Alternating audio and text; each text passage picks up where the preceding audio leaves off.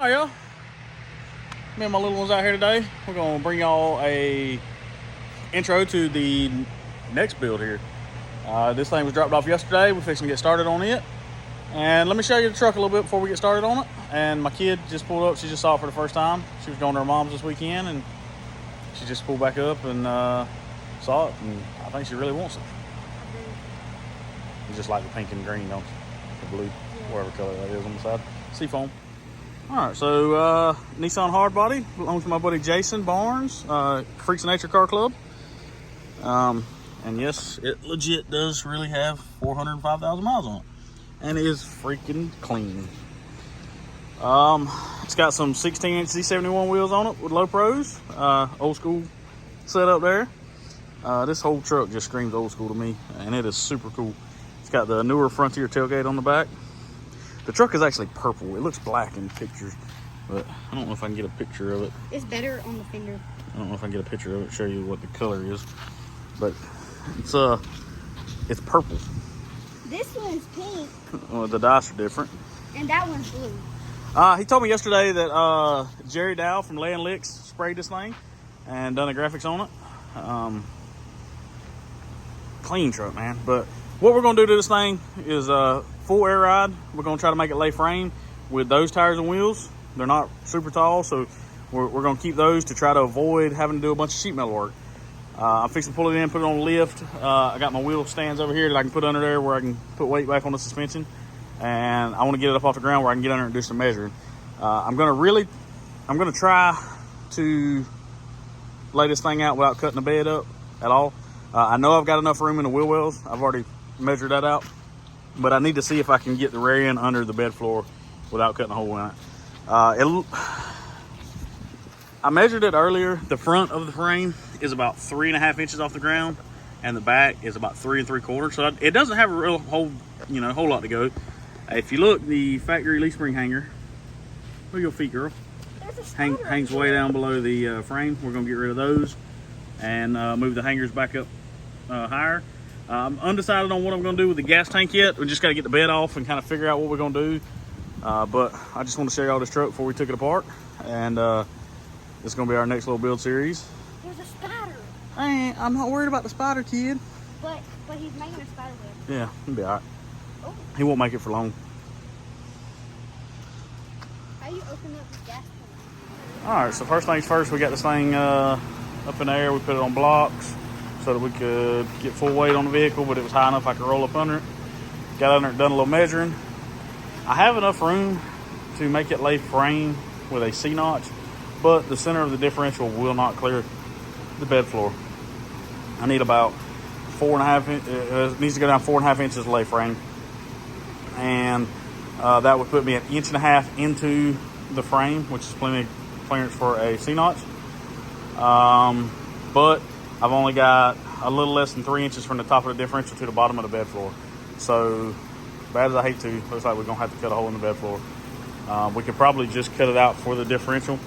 I need to talk to Jason, see what he thinks, and we'll go from there. But the front, the radius rods, I'm not really sure if they're gonna clear the steering. And the exhaust actually hangs a little bit lower than the frame. My initial plan was to take the gas tank and put it between the frame rails at the back. I've done a Frontier like that, but I mounted it high enough on the Frontier that it wouldn't drag. This one, in order to do that, I'm gonna have to raise the bed floor, and this thing's got this really nice bed liner bed floor in it. I really don't want to cut it up, I just looked, and it looks like it's about flush with the bottom of the frame. So there's room above the gas tank to raise the gas tank a little bit. I'm gonna get my buddy Justin Igo. He's done a couple of these trucks, and see if he's got any pointers for me before I start cutting on it. And that's where we at right now with it. Having fun?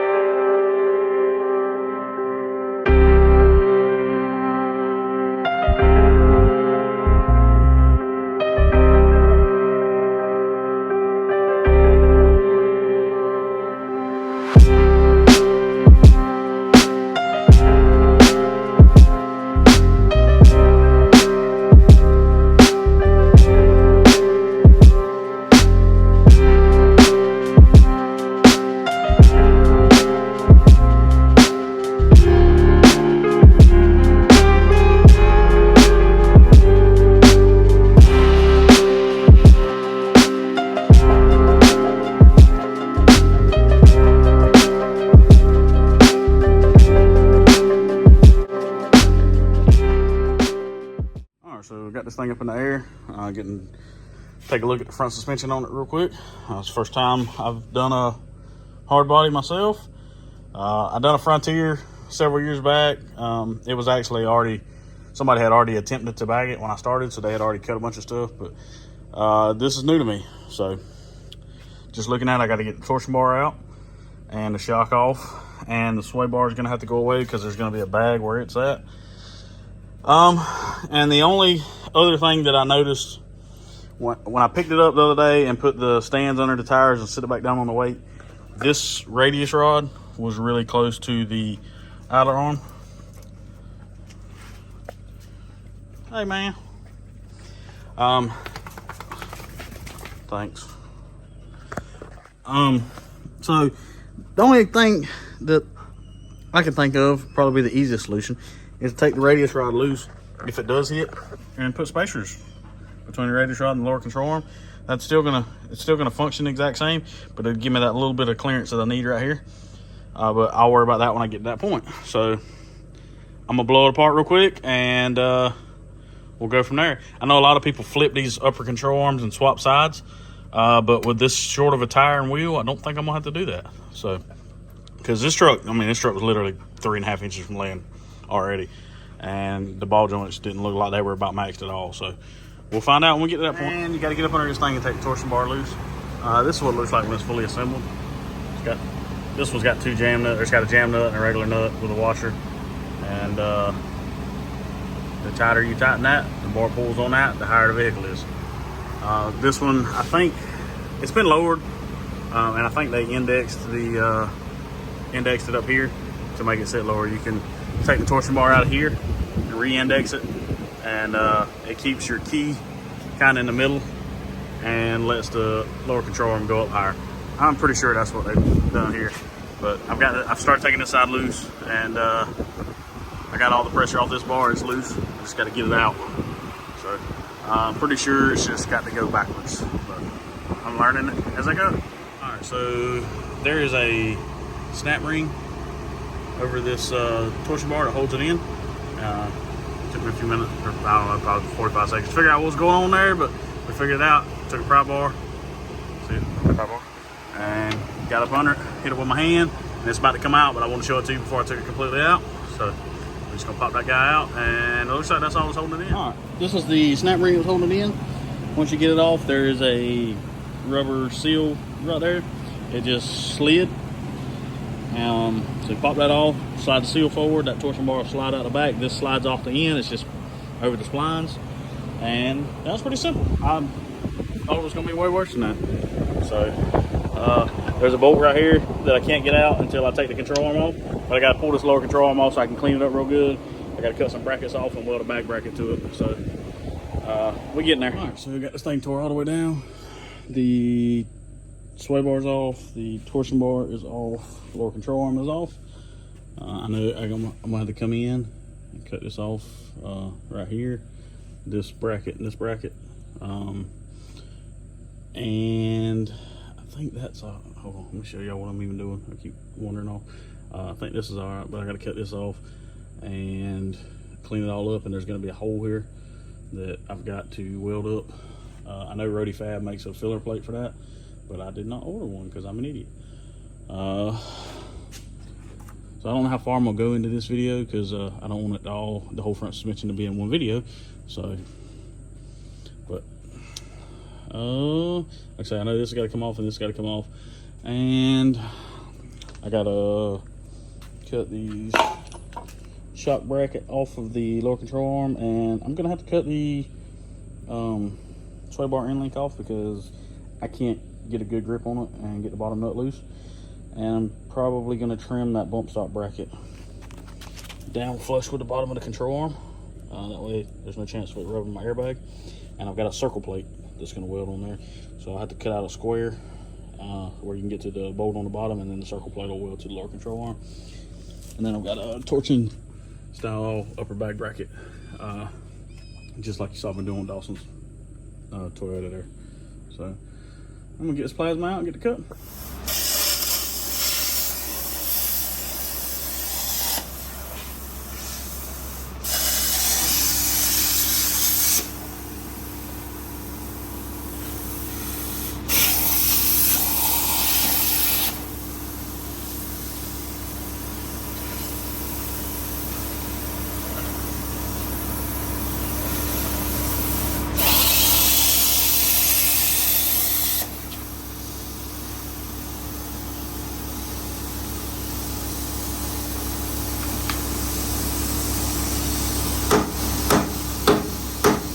want y'all to look who stopped by and saw us. He ain't been by here in a while. All right, so got everything cut off, ground down, wire wheeled all this, and now I got to cut a filler panel to go in here that we can weld in, smooth all this out. It gives us a nice spot to mount our airbag, and just the way I see everybody does it, so that's the way I'm gonna do it too, because it looks a whole lot better than that big hole. What do you think? Yeah. What about you? What? What do you think? Don't do it. Horrible idea. Sorry, I'm gonna do it anyway. Okay. All right, and boom, it's done.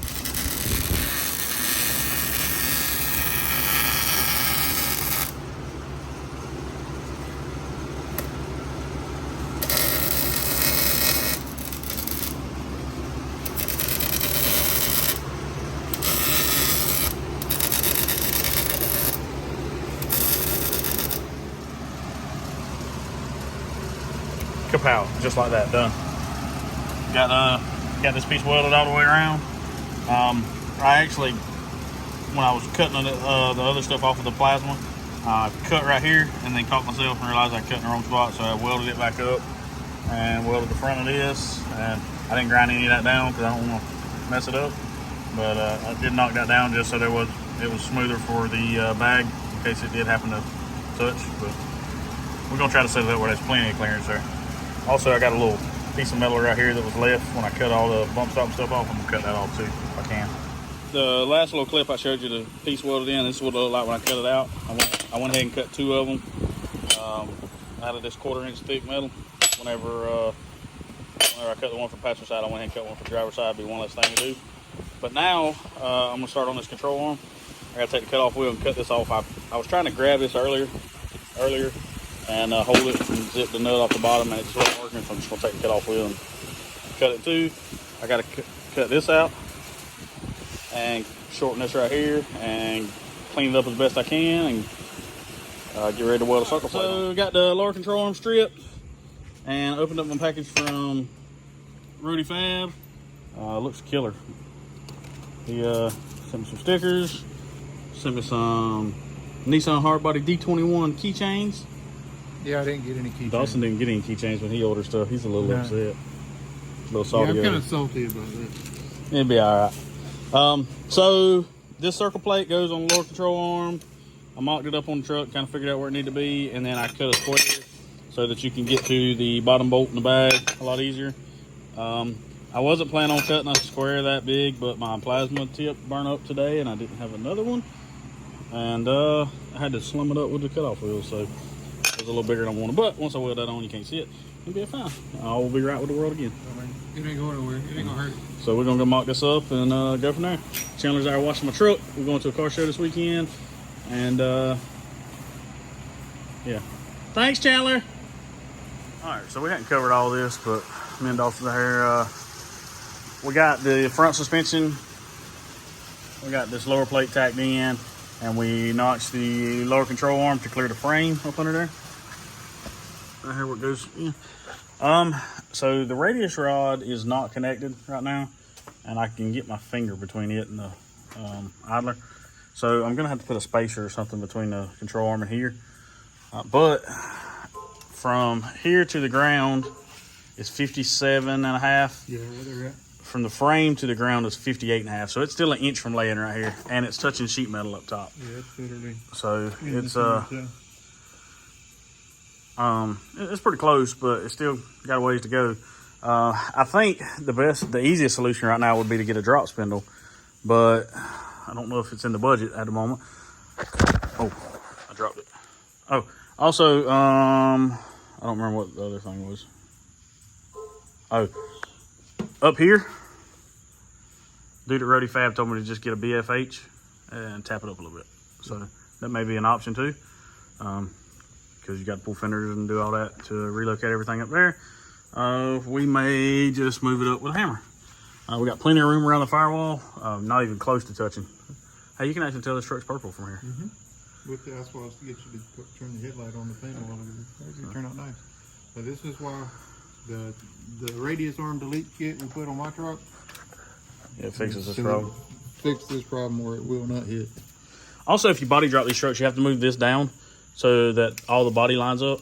And when you move this down, this goes with it, and the suspension stays where it's at. So you basically have to do that to body drop it, or rework all this so that it stays where it's at when the frame horns come down. So, but we're gonna make it work. We're actually, the bottom of the tire and the exhaust are about even right now, because the exhaust hangs a little bit below the frame. So, I mean, if nothing else, you can drag the exhaust. Drag exhaust. Get real loud. So, I got this thing mocked up, and it's like not quite an inch and a half from laying. The upper control arms, I'm probably going to flip those and swap sides. That seems to be very common in the hard body community. What it does, it changes the upper ball joint angle. I noticed yesterday when we were mocking this up that they were definitely binding already. So this wheel and tire is only 23 inches tall, and you're already getting ball joint bind. That's not real good.